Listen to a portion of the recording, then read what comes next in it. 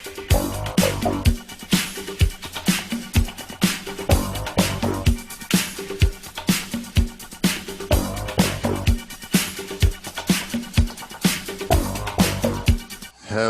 everybody, and we interrupt this regularly scheduled Naughty November for a different kind of X rating. We are going We're about to put the key in the ma and the ha. Oh, I'd like to leave now. I think Jason X broke Jason O, but we'll talk about that. Yeah, so this is our regularly this is our thing, right? This is the thing we do. We do a Friday the 13th episode on Friday the 13th. That's how we roll. That's how we do it. It kind of goes back to, we were trying to figure out how we were going to do this show, and we thought, let's watch the first 3 Friday the 13th movies. They're movies we've seen. We'll talk about them. We'll have a good time. And then that became something different, and then we thought, let's just keep doing something different. And here we are. We're at Jason X now. Yes. Who's all here with me? It's me and Jason Oliver. Jason O. And Chuck for the first time. Chuck gets the lucky one. Chuck's first special Friday the 13th episode. He gets Jason X. I'm sorry. Yeah. I'm sorry. Why apologize, man? Have you seen the movie? Yeah. Unfortunately, yes. We just watched it. We did. My. This is the one that Jason goes to space. Mm-hmm. Yeah. Okay, we'll see you on Wednesday. Okay. Yeah. Evil gets an upgrade, and this movie is intensely stupid. It is. I think I called it batshit stupid. It's bad. It's a bad idea. It's what I would call an ill-advised sequel if I was writing about this on B Movie Enema. Oh, hey, by the way, I saw a better version of Jason Part 10, and that's out today on B Movie Enema. So go over and check out the Friday the 13th Part X. To Hell and Back, a little fan movie that was made by high schoolers, and it was better than this movie. Was that a full length? It was a full length movie. Wow. There's a lot of fan-made Jason movies that are pretty good. Well, that one's made by high school kids. So. And wow, that's amazing. And the as we were recording this episode, I think the Don't Hike in the Snow just came out, which is another fan-made movie as a sort of prequel to Don't Hike Alone or something like that. Oh, really? Yeah. Those are better movies too. Yeah. So, all right. So okay. So if we turn back the clock a little bit to whenever the fuck we did Jason Goes to Hell. It's been a while since we've had a Friday the 13th, actually. That was pre-COVID. Yeah, it was right before COVID, wasn't it? Yeah, that was like February or March or something. I think it might have been March. Anyway, it doesn't matter. That movie is bad. That movie is the worst. This movie is easily second worst. And Chuck, what did you say right before we started recording that I think is very apt for Jason X? I don't even know. My brain is broken. What did I say before? You said that this Chuck's brain is bleeding out like the hole. Yes, it is bleeding out. This movie, we better throw you in the nanite tub. This movie, if this movie teeters the line of enjoyably bad and just bad. Yeah, and it is right on that line. Yeah, and the thing is like it teeters between enjoyably bad and excruciatingly painful. Cut my dick off bad. Yeah. Yeah, it's this movie has so much stupid in it that you cannot believe a major studio that is a year away from winning a Best Picture Oscar decides to do this movie. What was that shocking. Best Picture? Oscar. Return of the King. Yeah, fair. Nice. This movie is very bad. It's very bad. Yeah, it is. And this movie was kind of keeping the franchise warm while Freddy versus Jason was in development.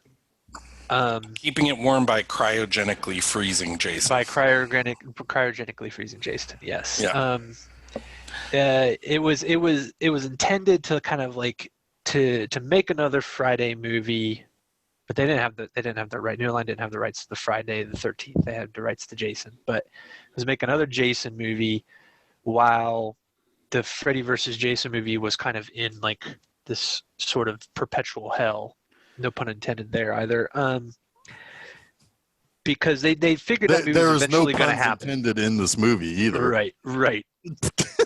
So this movie came about because of that, and they very intentionally wrote the script to not fuck with the whole idea of Jason being in hell and how they're going to get him out of hell. They were like, we don't care. Freddy versus Jason can deal with that. We'll put Jason in the future and put him in space, like all the other fucking stupid movies, horror franchises were doing at the time, like Hellraiser and Leprechaun. Isn't it funny how and make this sort of campy, stupid thing that everybody sort of ended up taking way too seriously, and that kind of shows because it's a dumb fuck movie. But it also, like Chuck said, it sort of teeters on this weird sort of non-self-awareness as well at the same time, and it's confusing. Yeah, it doesn't do anything well. Yeah, even it's self-aware, like camp style. It's very funny how Friday the 13th was the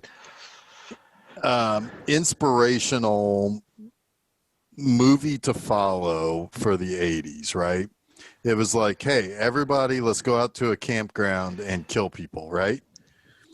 And it's like it's the quintessential slasher. And then it now is following in the coattails of Hellraiser and Leprechaun. Yeah. And going to space. Yeah. And famously, Michael Myers, like a lot of people wanted to put Michael Myers in space.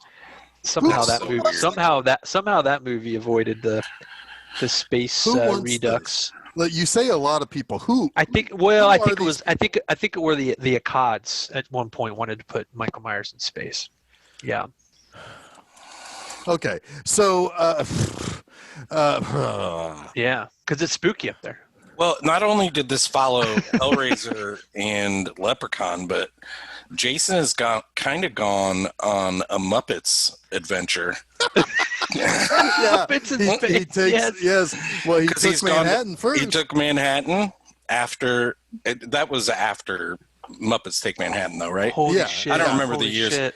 And then he goes to space. What else did he do? He's going to be on a pirate ship. Right. Yeah, he's probably also going to have a great Jason caper. Yes. At some point. Yes. With Charles Grodin probably in there somewhere. Holy hell, that's funny. Muppets Go to Hell. Muppets Go to Hell. And then Jason went to hell. I mean, Gonzo is kind of in this movie. The pilot is like a poor man's David Paymer who is basically the human Gonzo. That guy had allegedly. That guy had my favorite line in the movie, though. Oh yeah. So go ahead, Chuck. Yeah, someone said that they had a problem on the ship, or it was like an intruder, and aggressive. Yeah, and he goes, "The chick." That's like the best line in the entire movie. Yeah, This is Boyd Banks we're talking about. I mean, that guy's been in everything. But he is totally the poor man's David Paymer. Yeah, it's so all right. Let's try to unpack exactly what happened here. So, movie opens. Jason's been caught. By whom? Fuck off. It's not for you to worry about. Doesn't matter. Captured. Hey, guys, if you're going to watch this movie, you're going to fucking take it and like it and you're not going to ask questions, you don't ask don't ask questions about who captured Jason, what's going on. Forget about ever seeing these supposed attempts to capital punish him. And so David Cronenberg's there. well, that's your first real good sign that this movie is extremely Canadian. Everyone in this movie is fucking Canadian, right down to the director. Oh God! Like, I mean, you open up the DVD case and it fucking smells like maple syrup, man. Yeah, and it's like a moose moo at you. Yeah, It's very, sticky. It's a very sticky movie. I'm pretty sorry that I had to watch this movie. So we can assume then that this movie is Canadian, that the Royal Canadian Mounties are the people that caught Jason in the first. Apparently so. Apparently yes, so. But absolutely. They got to ship him to Scranton though. Yeah. You know, hey, we are Americans. We know little towns in Pennsylvania. So then, and what does David Cronenberg wants him? He doesn't want him frozen, Jeff. How does he want him? Soft. He wants him soft. Yes, because they want to study his regenerative properties, right? Fair enough. Something like that, yeah. Yeah, it's like he was gonna capitalism him. Yeah, sell him big pharma. So yeah, and trust me, Mr. Cronenberg, I too was kept soft by this movie. Oh God! So yeah, real quickly, and this is probably the single most known factoid trivia about this movie, but David Cronenberg is acquainted with the director of this movie, James Isaac. James Isaac did a lot of visual effects for David Cronenberg movies. Some didn't do any fucking visual effects for this. God damn it! Some second unit stuff. And he asked David Cronenberg to be in the movie. Asked him if he would like a cameo in the movie, and Cronenberg said yes, as long as you kill me off. So he gets to be the first. He gets to be the first. Yeah, the Shaft. He gets to be the first person killed by. He's not the first person killed by. No, Jason? He's not. They off-screened the first guard. Oh yeah. And then he kills another guy, and like David Cronenberg's like trying to skedaddle out of the room, and he gets a spear thrown through him or a pipe thrown through him. Yeah. So yeah, he gets killed off. And then basically Jason just keeps killing Canadians for the next 90 minutes. Boy, does he. Yeah. It's kind of sad too, because one of the best kills of the entire movie is one of the first. Yeah, the spear. Yeah, so no, not that's a good one, but I was referring to when he freezes that girl's face and smashes. Oh yeah, that's good. You have promise at that point. Yeah, that's after he wakes up on the ship. Yeah. Yeah, you've already gone into like the dumb fuckness of this movie, because it's like so main girl Rowan, which is I'm not used to that name for someone who's not Mr. Bean. Yes, who is female and very attractive. I'm not used to the name Rowan. Anyway, so she gets stabbed too or something, but then she gets frozen. Jason gets frozen. Then like 450 years later, some students come, and they one guy gets his arm cut off. He's a stoner. Because stoners accidental arm cut off. Yeah, so accidental arm cut off, and he's a stoner, and he's also a scientist, and well, he's a NHL. Student, well, isn't he? He's a science student. He's probably wanting to learn how to like not hybrid passing. He wants to hybrid some weed, man. That's what he's there for. Yeah. So he's an idiot. Everybody's an idiot. This movie sucks. They decide to take the girl and him back up to the spaceship.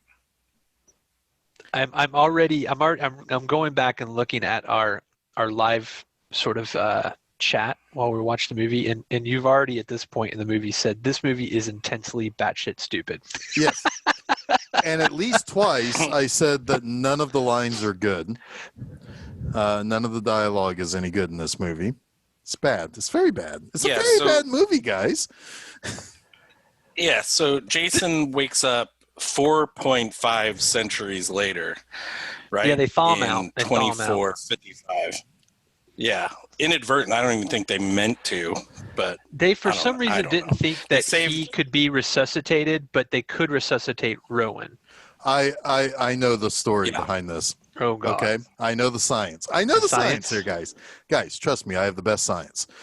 So what happened was Rowan is living tissue. They couldn't decide what Jason was. Oh, because he's already dead. Right, but they were going to. They could revive the girl, and could sell off. They could capitalism her. They didn't know about his regenerative powers. Exactly. He is revived by two couples on the spaceship having sex. I'm not kidding you. Wait, what? They're having sex. Is that really what did it? Yes, watch the fucking movie. You gotta watch this movie. He starts jerking around. But at this time, yeah, the first jerk happens when the one jerk is getting the nipple clamps to pass the sexy girl. To pass the test, yeah. Right, and then the other couple, the dumb guy and the bimbo, were also plowing each other, and then that's when he actually gets up and kills the sexy scientist girl. I buy that. That's good science. Yeah, I'm sorry for missing that, because during this whole portion of the movie, all that was running through my head was, in the year 2455, if man is still alive, Jason will kill him. You just put more effort into that song than the people put into this movie. I literally, I could not get it out of my head. Thank you. But yeah, so that makes sense. They sexed him alive. They sexed him alive. You know, which is something his mother hated, because killed him. People were sexing that got him killed. Now sexing brought him back to life. Yep. And make a joke about it. This movie's brilliant. Yep. I'm gonna say genius. Genius. I'm going to say that lightning in part 6 is the better revival tool. Just going to say that. Yeah, I mean, I agree. As dumb as that lightning is. Well, at least they were like, at least he became a Frankenstein afterwards, right? True. Right. So anyway, so he comes to life and he just starts killing people. And now it's like basically they want to be Alien, right? They want to kind of be like Alien. Yeah, absolutely. But 100%. they're not. They are not. They're not even Alien Resurrection. Oh God, they're a far sight from even Alien Resurrection. I'm not sure they're either of the AVPs. I don't think they're even Critters 4, man. I just don't. Whoa. Yep. You went there, huh? Okay. So at some point there's a robot girl on this ship, and she has metal nipples. Yeah. Which is Jason, again, I have science here for you. They were meant to be magnetic. And for whatever reason, they didn't stick to her robot body. But they can't grow organic tissue. They can grow somebody's fucking arm back, or reattach an arm. But they can. Now, see, you're thinking. They treat human flesh, human bodies as like a percentage. Like later on, when they're resurrecting the sergeant, they're like, yeah, he's at 80% already. But they can't grow like organic nipples on a robot in 2455. Nope. Because of that, this movie is stupid. That alone. Yeah, I mean, that fucking, yeah. Chuck, your frozen face is killing me right now. Well, it's perfect for the discussion of this movie. Can you guys hear me? Yes. Frozen? Yeah, no, we can hear you. We can hear you perfectly, but you're frozen. Your frozen face looks like your head's about to like jiggle and then explode. My head. Like you look really confused right now. Yeah. I am really confused. You're I'm right in the middle of a really important thought in this video freeze. Sweet. So anyway, so yeah, so like they've got a robot girl, and she's like kind of like a little bit of shitty sci-fi TV show and a little bit of Data, right? Yep. We should mention there's at least 2 people in this movie that were on the Canadian-produced sci-fi channel series Andromeda, and she's was that starring Cole the Conqueror? Yes. Christploitation staple Kevin Sorbo. Yeah. By the way, can we talk about this for a second instead of this movie? I know there are some people who would like for us to talk about some Christploitation. There are. And I am not interested. I'm not either at all. Okay. All right. Fair enough. Moving on. I have put my foot down on that for B-movie enema, as easy as it could be. We will leave that to the snob. I will leave that to Mr. Brad Jones. Yep. Anyway, so so Andromeda was a show that happened, and the main girl was the living embodiment of the ship. That I do know. Yes. The other girl was the blonde on the show. That's all I know.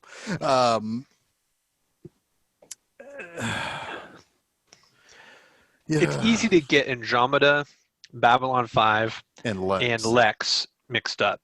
Yeah. They all look the same. It's also easy not to care. They all look about like they all look like they were shot on a spaceship. That was also where they shot like The Bold and the Beautiful. It's also easy to not talk about Jason X. Oh, yeah. Most definitely. So this movie, I made the comment earlier. I spent the majority of my life not talking about Jason X. This was like a porno script gone bad. A little bit. Felt like to me, and maybe that was to amp up our understanding of what Jeff so deftly caught, is that sex is what gives Jason his life. But yeah, I don't know why I didn't catch that. I feel dumb. It's because you guys were watching Jason X. My hole was bleeding. Like the future clothes, like the clothes these people wore in the future, were basically just like Goodwill clothing. Oh yes. Yes, and it was also Goodwill clothing that some edgy teenage girl took scissors to. Yeah. Because like sexy scientist girl is sexy scientist girl because she's wearing half a shirt. Yeah. I mean, god damn, it's like an orphan. It's like an orphan 13-year-old girl thought she was going to become a fashion designer and just cut up all her clothes. Yeah. Yeah, she was like, I'm going to make clothes that people can wear in the 2000s version of The Craft. You know, it's like that. It's like that overtly like I'm just going to show my body, or whatever. But it's weird because it's also like it's so very clearly they just went to the clearance rack at Kohl's, picked up what they could, and then came back and made a movie. And it's like one girl does not have an entire center part of her outfit, like vertically, not like horizontally like you would see in Star Trek. But it's like a vertical midriff. It's a vertical midriff. Yeah. Yeah. It's this is such a very bad movie. All right. Hold on. Where are we at? So in 2024, hockey was banned. We know that. Yes, Earth One is dead. Earth One is dead. We're in the year 2455, and Robert Silverman, an old Cronenberg staple, is some sort of weird corporate evil guy who's paralyzed with a lisp, who can't control when his telephone answers itself. And he talks to someone, the professor on the ship, who is excited about monetizing the fact that Jason has regenerative properties. Yes, and he apparently has all the historical info on who Jason Voorhees was from 450 fucking years ago. Yes, exactly. And it's also the main bad guy main bad guy is lying in his bed like he's doing like a Don Trump Jr. Instagram video, complaining about his algorithms getting. He kind of reminds me a little bit of not really, but it popped in my head, so I'm going to talk about it because it's better than talking about Jason X. Kind of reminds me of when Garth Brooks joined social media. He's like, we're going to talk about cool things, awesome things. It's like just me and you, just talking. That's what it reminded me of. Not really. Also, kind of reminds me a little bit of David Hasselhoff eating the hamburger on the floor. So, oh God, and this is how Chuck's on mute. Chuck's on mute. God, I'm having all sorts of problems. So You're like the Jason X of this trio here, man. I cryogenically froze my face. Well, neither one of us though smashed it, so we kind of failed on that part. Yeah, so I'm back now and I'm unmuted, and I don't know what I was going to say, but it's really awesome anyway. Well, we didn't gain much ground. We didn't go anywhere. We went nowhere. So I mean, literally, this movie is Jason gets frozen. Jason gets unfrozen. Jason kills people on a spaceship until he gets fucked into the atmosphere. So he literally gets butt fucked into the atmosphere in this movie. Watch that scene where the one dude, like the tough guy, is his name's riding Bronsky. Okay, Bronsky is riding him into the atmosphere. He's totally butt fucking him. He's ramming him. Tell me he's ramming him. Good. That's how you kill Jason. Like, sex brings him to life, but butt sex kills him. I got another question. I have thousands. In a world where you can very easily regenerate tissue, human tissue, grow back, reattach arms. Like, Bronsky was fucking dead. Like, that dude was all kinds of cut up and stabbed and fucked up, and they brought him back to life. And in that world, why is Jason Voorhees and his regenerative properties so lucrative? It feels like they've already cracked the code. I think that I don't even know if it would be research based. It'd probably be more like having a living embodiment of Jack the Ripper, or I think it like was a freak show kind of thing. Yes. Yeah, that was my take on it. But all right, so 450 years ago, like who were the hip killers 450 years ago? Would they really be that lucrative? I don't know. I mean, I'd put 5 on seeing Jeffrey Dahmer. I got 5 on it. Yeah. I got 5 on Jack the Ripper. I got a 10 on Ed Gein. Fuck it, yeah. You know what would have been really interesting in this movie if they had actually done the. All right, Jason, slow down.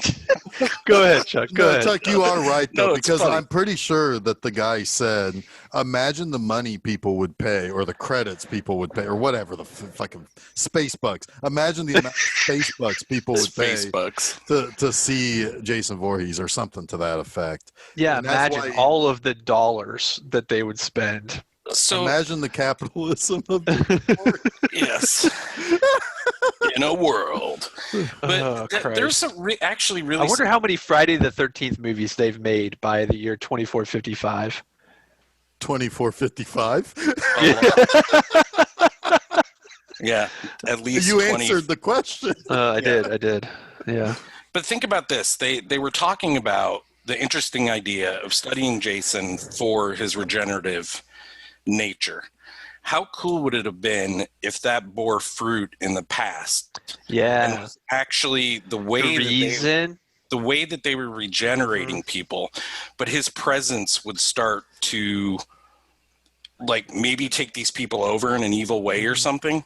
You've already written a better movie, Chuck. Well, it seems like that they could have gone that way with this very easily, but didn't touch on any of that at all. That delves a little bit into Part 9 territory. Yeah.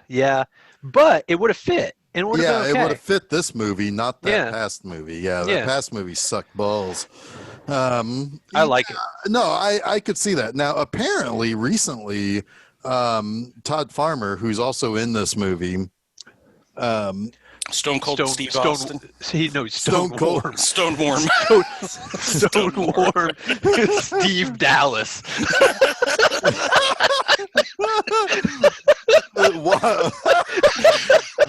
Rock Warm Steve Laredo.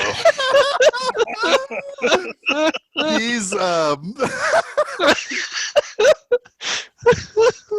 what oh my god, we need to make a shirt of that. What's another Bible passage that we because wasn't it Stone Cold Steve Austin that had the 316? Yes, It's not 316. It's something else, isn't it? Ecclesiastes. I don't know. I think it's 316. I don't know. Maybe we need to maybe find another Bible just fucking make one up and hope it lands on a really, really like. Fuck, lots of people made up Bible passages for the Bible, so we can do it too. Yeah. The Bible is just that's a free willing thing. You know? Yeah, just do what you want. It's a living document. Is that what you're saying? Yeah. It is John 3:16 that's Stone Cold. All right. Okay. So all right. So what were we saying about what now?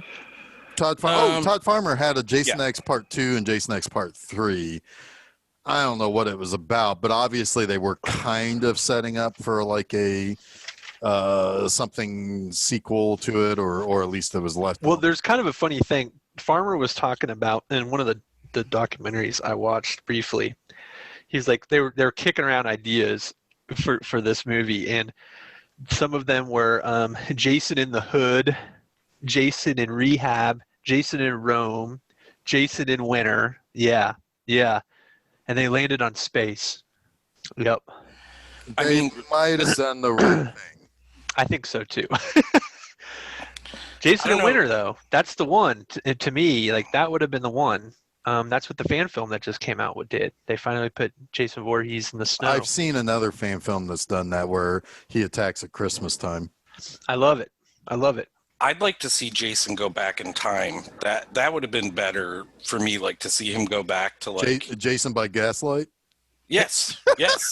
Jason Voorhees through the portal of time. Or if he's in like feudal Japan or. Oh my God, I've got the perfect setup for this guy. It's like Teenage Mutant Ninja Turtles. How do you like this? Yes. How do you like this? He comes across H.G. Wells' time machine, right? Right, and it's like that big fucking thing, right, where it's like a big seat and you dial in and the whole thing spins around. Is this time after time? Yes. Jason after Jason. Jason after Jason, and he comes across that dude, and the guy's like, "Oh my God, I got to get out of here," or whatever. And he's like, "Ruh, ruh, ruh." And Jason just like plows through him with his fist or his sword or, and it's like pushes him out of the thing, and then and right then it goes back in time, and he's got H.G. Wells' time machine. So H.G. Wells has to track down Jason Voorhees in the past and fall in love with Mary Steenburgen. Streambergen. Yes, I'm just gonna let you rename people all the time. That's what I do. That's what I do. Mary Streambergen. Unless that's her name, and I'm. she's married. She's married to Tad Danson. Tad Dancer. Tad Tappin. Tad Dancer. He was on that TV show Chores. Yeah. So for those of you that came to talk about Jason X, you're getting fucked now. Yeah, it's basically over at this point. I mean, like there are some like they clearly want to have some sort of fun. Jeff broke. Yes. Okay. With this? Yeah. They are. They're trying to have fun. They are. The problem is that they have not great lines. Not particularly great delivery, no timing, and a dumb fuck idea. It's Bronski was good at delivering his funny lines, actually. Well, but then they also take that real long road to the "he screwed" line. Yes. Yeah, but that wasn't Bronski. Bronski though, he had the that ought to do it line. Setup. That's pretty good. Yeah, that was at least. That's a nice little audience moment, I guess. I also really like the line by Dennis Franz, Kenny Powers, who when he walks into the cockpit of the ship, and David Paymer is all splattered all over the gears and everything. He's like really badly splattered. He's been totally eviscerated, and he's everywhere in bits and pieces. And that guy says, "Of course, I've seen worse." Yes. That's pretty funny. I mean, there are moments of really good like delivery and humor. The Star Trek nod when she's like, "Can't you beam us out of here?" Or something. He's like, "Beam us off." Yeah, that was funny. They could have played up the fish out of water stuff a little more, I think. Yeah, I would have been okay with that. Took charge. Yeah, like, she knew everyone's name, and I was like, "How did she remember everyone's name?" I don't know everybody's name. I know her name. Yeah. But what was the robot's name? Like Data? Penny Nipples? I don't remember. Penny Nipples. Those nipples float down there too. Was she T9 or T45 or something? It was T800. Yeah, Arnold Schwarzenegger. What is it? I don't know. She was a product of the Microsoft conflict. So yeah, that's interesting too. The maybe not interesting. The Microsoft. I'm just gonna blow right past the Microsoft conflict. But the whole idea of we cannot blow right past that. But their whole idea of them surviving, or the percentage rate of them surviving, goes up by sexual moves. Have they never seen a Friday the 13th? That's a poor calculation. Yeah, that robot's not well built. No, but she gets kissed and her calculation goes up, and then she's broken. She's clearly broken. Yeah, and then he gives her an upload, which is his clever way of saying, "I gave the sex to her," and now she just can destroy Jason X. Mm-hmm. Right, because she decides at this point until he gets the upgrade. Yes, he got new firmware, and then he easily just knocks her block off. Yeah. Can I tell you guys how stupid he fucking looked as Jason, as they call him in the credits, Jason Uber Jason. Uber Jason. That is, whoever designed that should be fired. It is so bad. Well, the good news is, you only ever see it for about 20 minutes, and then never again unless you played the online game.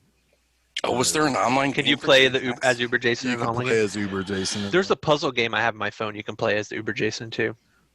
Uber Jason is so. It's fun. It's a fun puzzle game. Jason's not doing puzzles. He's just gonna like slash them. It's like that's exactly what he does. You have to kill everyone in the game, like on the screen, but you have to make the right moves to get to them to kill them. It's awesome. Remember when the dumb movies like Jason Takes Manhattan was just dumb for being dumb and not like painfully dumb? There's cool moments in that though too. Like it is dumb, but there are things you can take out of that movie. Like we talk about Friday the 13th being the kind of franchise that you want to be in the theater to see with the other people. Sure. Right? This movie has none of those moments where I don't think any. It also didn't have a theater that was full of people. Well, that's true. But I started to make a list of the best kills in this movie, and I stopped at one. No, right. It's like there's nothing. But okay, all right, give me your other one. I want to know. Well, the best kill in the movie, in my opinion, is when he kills one girl in a sleeping bag with the other girl in a sleeping bag, and then kills that girl in the sleeping bag by swinging her against a tree. Like that's not a kill, though. It's a callback, and it's pretty fucking funny. Yeah, that's a virtual assassination. Yeah, I mean it's a funny scene, but like, the face smash is the actual special effect that's worthy. The face smash is the best kill in the movie. Yeah. But you like that homage to that's in 7, right? Yes, 7. You like that kill better than the 7 kill? No, the 7 kill is classic, but I think it's hilarious. It's a cool. I mean, I thought that was another moment in the movie where they went virtual, and I was like, okay, I get this. It's actually kind of cool, but it was so weirdly executed that I was like, I don't know. I also do like the scene, the holodeck scene where the stoner and Stoneworm Steve Dallas are playing their game, and Jacob 417, y'all. Yeah, and Jason kills their characters, and then they're like, "Fuck this! What's going on?" And they come into reality, and they're sitting there with their like virtual reality gear on, and Jason's standing there over them. Like that's pretty fun stuff. That's a clever moment, but it's not. It's not a movie, I know. It's also stupid though, because if Jason walked in there, he wouldn't see what they saw because he's not wearing a helmet. I know. And you have to let that shit go. I get that. You gotta let that shit go. Man. Yeah. That's the kind of stuff I'm perfectly fine just letting it go. Yeah. Chuck, you were also trying to figure out some continuity, and I'm like, dude, that's a fool's errand. Well, now that I understand that they were just placeholdering it for Freddy versus Jason to eventually come out. They were purposefully trying to get out of the way of Freddy versus Jason because they were like, that movie will deal with the fact that Jason is in hell. We're gonna do this other thing. It kind of did, but didn't really. It's sorta. No, when? I don't know. We'll get to it in 6 months, whenever the next Friday the 13th is. We'll get to it next year. All right. Yeah. I mean, look. This is not taking itself as seriously as Jason Goes to Hell did. That I applaud Jason X. It gets the edge. It gets the edge. Microsoft Edge. I'm gonna just keep using that joke. Jason becomes an Internet Explorer of space. Fucking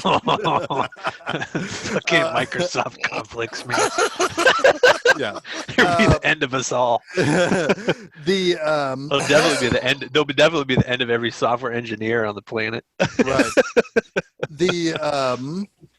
But like, isn't it real fucking obvious that I'm not going to directly accuse New Line Cinema of like purposely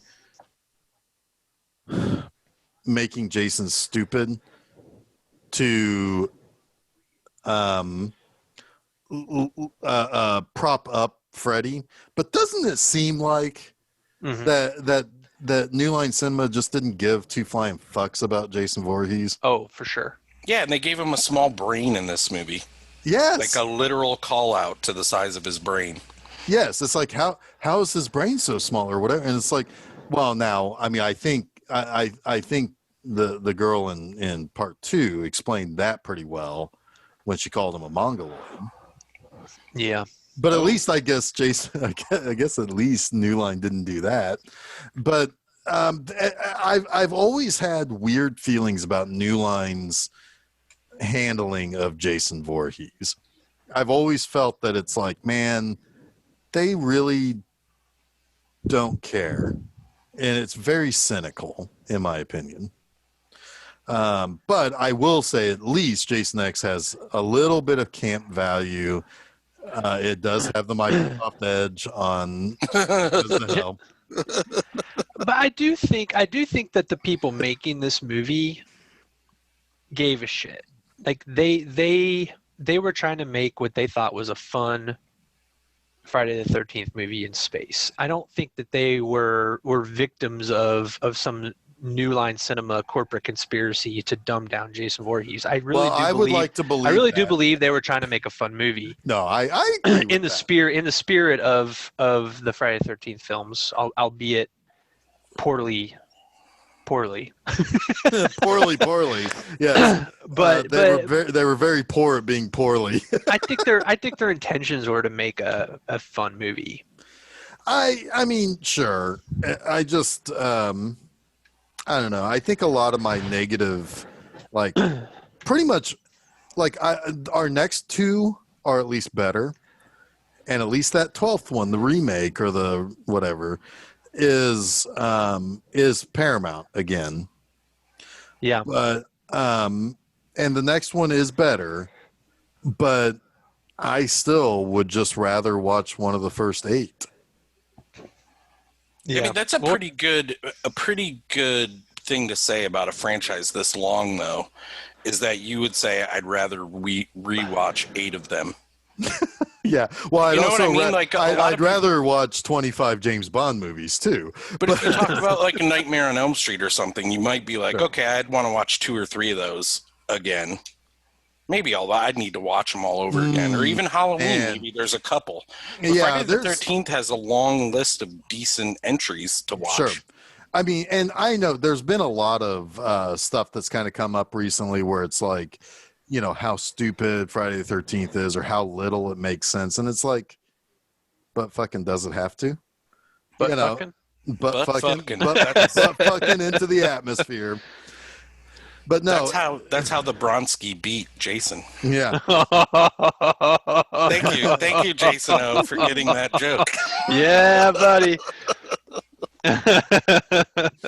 But no, I mean, like, so, but I understand that this movie, like, there was only really one movie where it really felt like they were really taking it uber seriously, and that was the 9th movie. Uber right? Jason. Uber Seriously? Jason. Uber Jason, seriously. And that's a complete and total, like, fall on its face bad, really bad movie. And you know, all the other ones, Uber Jason, seriously? yeah. They were, god damn it. Jason, brother. did you say you like 9 or you didn't like 9? Oh, I don't like 9 at all. Okay. Yeah, it's just, it's one of those things where it's like 9 has a great scene in it at the beginning, and that's it. I don't Fair. even like that scene. I like that scene a lot. Well, that's the other thing. Also, it's like 9 and 10. There are more gunshots fired in 9 and 10 than there are in any movie ever made. That's the other thing I spent an inordinate amount of time thinking about was how you could easily meme Kane Hodder doing the bullet shot jiggle to like different songs. Like he's dancing. Oh god, how much would it be great to intercut Picard shooting the Borg, Chunk from Yes. Goonies, and then Jason in this movie. Yeah, he looked like he was. That's all he did. He was either swinging his machete or dancing, his little bullet dance. His little bullet dance. And then cut in Shaq, and then that cat wiggling its butt. This is a perfect meme, everybody. There you go. Get to it, Jason or Jeff. Make it meme people.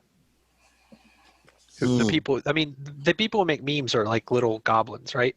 Yes, they're little goblin guys. They just conjure Work in a themselves tree. into the They're internet. Yeah. they're defected. They're like the elves. Keebler. They're like the Keebler elves. Yeah. Yeah. They just make memes. Yep. Yeah.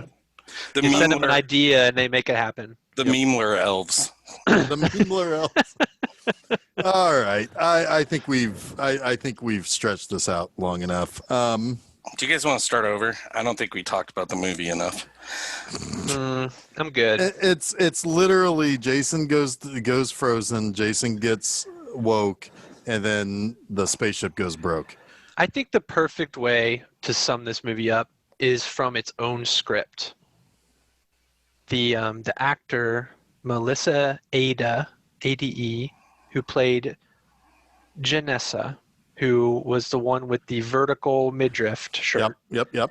She says in the final act, before her untimely death, By being blown out of the spaceship. blown out of a spaceship through a grate into like goo, basically. And I'm pretty sure there are deleted scenes someplace that She says, and I quote, "This sucks on so many levels."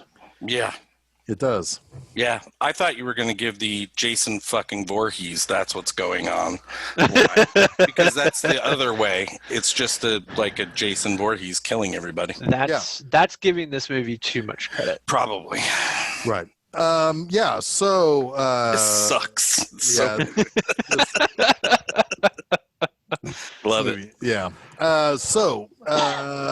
We go back to Naughty November. We've got Crimes of Passion coming up next. Oh boy. That one broke my brain. Mm-hmm. And yeah. Basically, this entire month, in a lot of ways, we've just been collecting our brain liquid from our ears, hoping that there'll be some regenerative science that can put it back together. Oh, Yeah. I've got an itty bitty little Jason Voorhees brain now. But Thanks a lot, New Line Cinema. yeah, thanks a lot, New Line. You suck.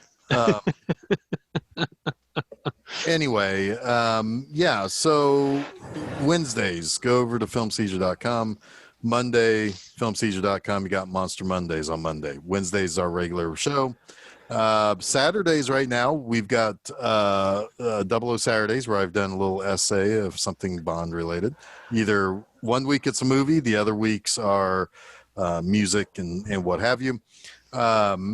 In the month of December, because there is no 25th James Bond movie coming out this year, I originally was going to cover that 25th movie and then do a couple of countdowns. It's a whole month of countdowns. It's the top pre-title sequences, top 10 villains, all of the theme songs ranked, and all of the movies ranked to close out the year. So you check those out. I like it. Yeah. And then, so also on Fridays, go over to bmovieenema.com. That is my website. Today, just a little bit before this episode, I did Friday 13th Part 10 to Hell and Back, made by literal kids. And Uber Jason keeps trying to pop up in that article, but I have to tell I tell him and the readers to come here to listen to this ramble. And so that's the stuff you can do. And you can go to Facebook, Twitter. You can follow us on those places. We have also just recently got onto Amazon. Amazon does a podcast through Audible, so you can find us there now. So how about that? Sweet. And then there's all sorts of other places you can go to and find our show. So basically, if you like listening to podcasts on a particular outlet, you'll find us there. Yeah. More than likely. If not, that means that they're not a very good podcast, and they're probably full of hackers on that website, allegedly. And they will get into your computer if you try to go there and find us and don't find us and then get mad. Anyway, so I don't even know what that means, but that's how we're going to end things. So, so next week, Crimes of Passion. Until then, I am Jeff Arbuckle. I'm Uber Chuck. I'm Jason Oliver. Have a spooky, safe Friday the 13th, and you have been listening to Film Seizure. Film Seizure.